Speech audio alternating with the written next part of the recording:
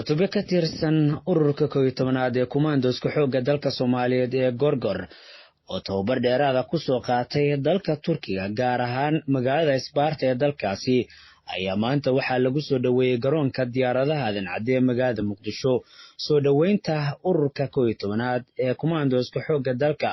waxaa ka qayb galay taliyaha ciidanka dhulka xoogga dalka Soomaaliyeed General Maxamed Tahliil Biixi, safiirada dawladaha Turkiga Qatar u fadhiya Soomaaliya, saraakiil ka tirsanayd ciidanka xoogga dalka iyo Turkiga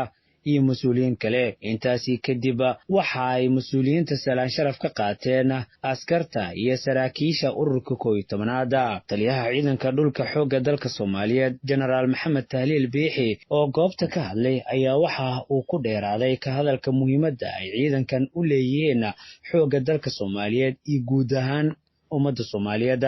iyo guud ahaan qaranka Soomaaliyeed, waxaana uu hoosta ka xariiqay inay qayb ka noqon doonaan howlgallada dalka looga saarayo maleeshiyaadka kooxda nabadiidka ee Al-Shabaab. ciidanka xoogga dalka Soomaaliyeed ee howlgallada ka wada dalka, howlgalladaasi oo lagula dagaalamayo kooxaha argagixisada ee Al-Shabaab.